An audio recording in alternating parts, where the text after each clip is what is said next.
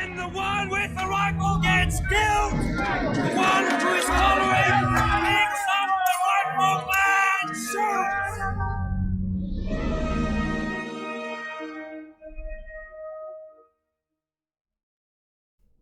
Welcome to the 17th episode of the Pick Up the Rifle and Shoot series, featuring my Canadian C7A2 AR-15 style build. I know what you're thinking. Did you just say Canada and AR-15 in the same sentence? Oh, you betcha I did. And you can blame Canada all you want for greatly innovating our M16 platform. Thanks to Colt Canada, formerly known as Diemaco, they created the C7 service rifles for the Canadian Armed Forces, a series of full rifle length variations that, in my opinion, surpasses the M16s. And my example is the most unique and distinguishable of all the C7s. And so here she is, my Canadian C7A2 style build. Now, what does the Canadian C7A2 have over the USGI M16A2? Besides stating the obvious adjustable stock and incredible Hulk look, especially with that Elcan C79 optic, right? Well, first, the C7A2 has full auto capability instead of the M16A2's 3-round burst fire. And second, the C7A2 has peculiar accessories, as you'll see. Now I'll go over in more detail, but first, let's make sure she's all clear.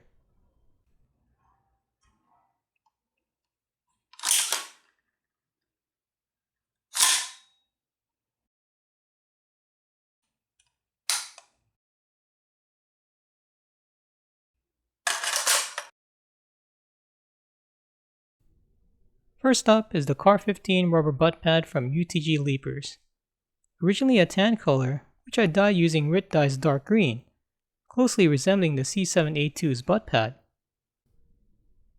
The OD green AR-15 stock is from Tony's Customs, mounted on a CAC Industries 6-position mil-spec buffer tube. Inside is a standard carbine spring and H2 buffer, which really works well with this rifle-length gas system. The endplate is from VLTOR, which has a sling loop slightly angled down, and not as upright as what the C7A2 has. Next is the A2 lower receiver, a Seekins Precision SP15 lower, which is well made and even has chevron cutouts on the front. Next is the genuine Elcan C79 3.4 power optic, standard issue for the C7A2. The C79's large glass provides a bright and extremely clear side picture, and is fully adjustable by moving the base and not the reticle. The reticle is excellent and actually reminds me of my PU snipers.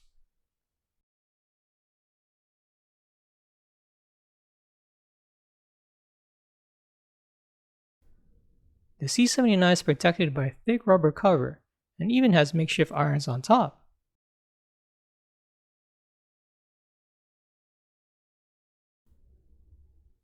Next is the standard charging handle from Delton with an installed claw latch, an exact replica of the C7A2's made by an airsoft company called Angry Gun, and installed perfectly and have had no issues since.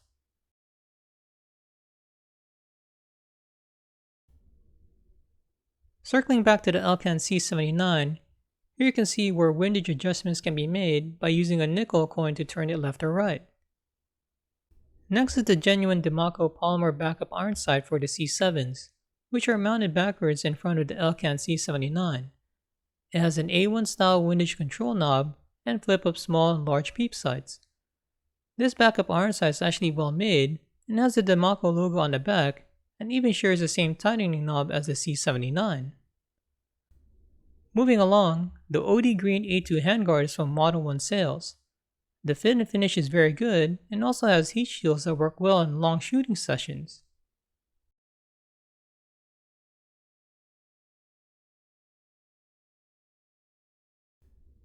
Next is the front-mounted Tri-Rail, standard issue on the C7A2. And to my surprise again, another airsoft company by the name of G&G reproduces the same Tri-Rail in aluminum with the same gas block size of .750. I ordered it from 101 Tech USA and installed perfectly with no issues. This airsoft reproduction is very well made and has held up quite well even through extended shooting sessions.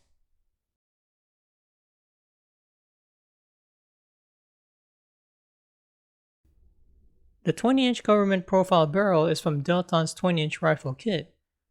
The barrel is non-chrome lined, 1 in 9 twist, chrome Moly Vanadium with an F mark front sight base, and A2 flash hider. This upper has been extremely reliable and has proven to be very accurate.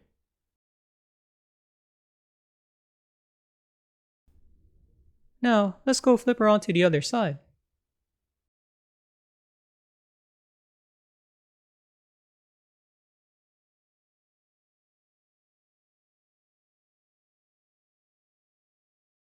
Here's another view of the butt pad in stock. Moving along, here's the other side of the C79. The drum underneath allows for very precise adjustments for elevation. On the back of the claw latch has teeth and wraps around the charging handle, allowing for easy one-handed operation. The flat top receiver is from Delton and has a split A forge mark for Anchor Harvey. As for the bolt carrier group, I went with AO Precision's M16 Phosphate bolt carrier group, which is very high quality and works really well with this setup. The OD Green A2 pistol grip is from Model 1 Sales, and the lower parts kit is from CMMG along with their standard mil-spec trigger, which is what I use for all my builds. And lastly, the view of the other side of the Diemaco backup iron sight with its A1 style windage knob.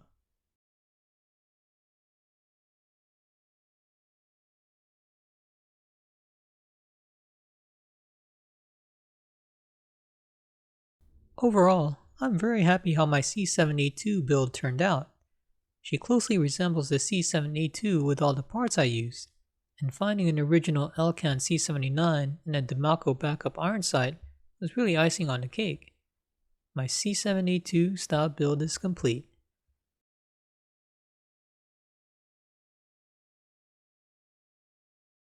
Now, the question is, does she shoot as good as she looks? Well, let's find out.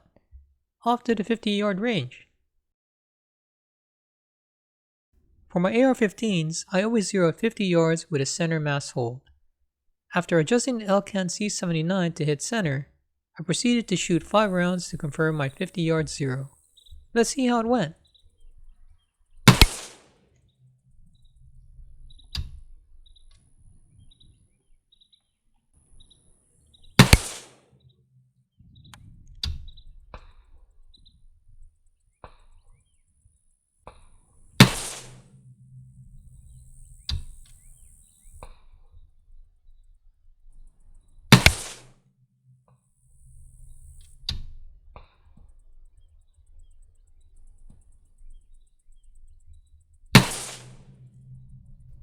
As you can see, all 5 rounds hit the bullseye perfectly, and I had no gassing issues with the rifle, even using cheap steel case ammo.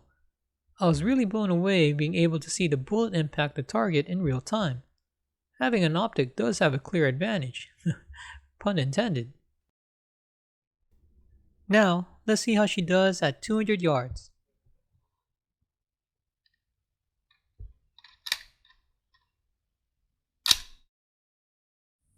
With the sights untouched from my 50-yard zero, I proceeded to shoot 10 rounds using a center mass hold. Let's see how it went.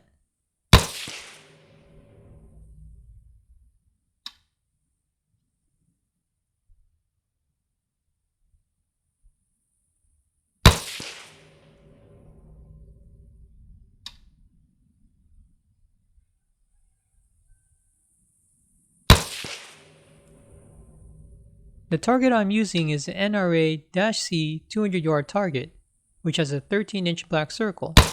I also put a Shoot and See 12-inch circle target from Big Dog Targets, so it's easier to see the hits.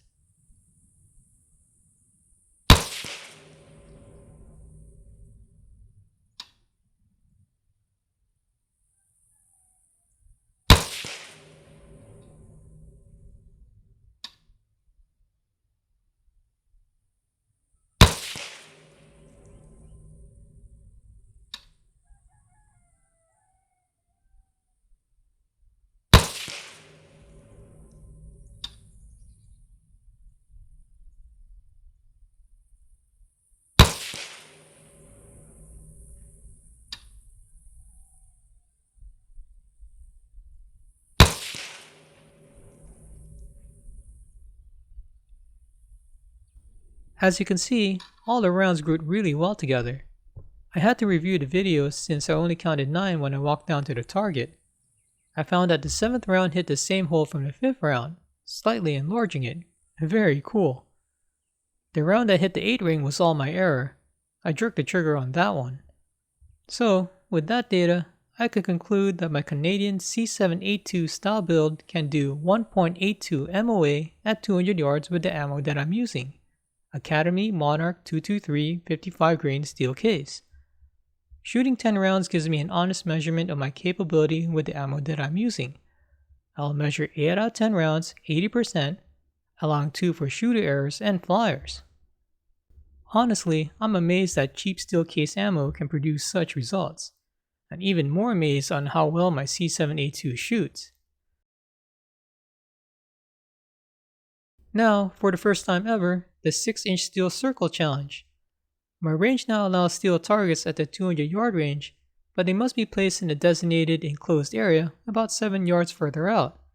So, I challenged myself with 10 rounds to see if I could knock off 5 6-inch steel circle targets in a prone front supported position.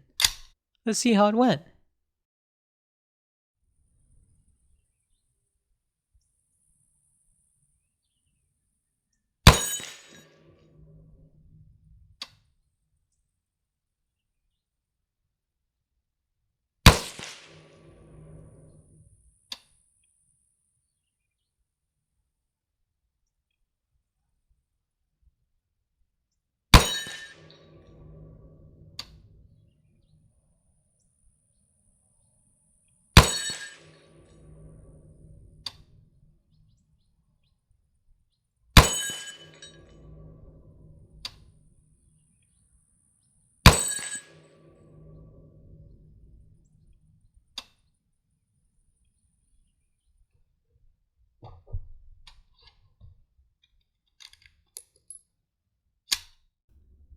And just like buying office supplies at Staples, that was too easy.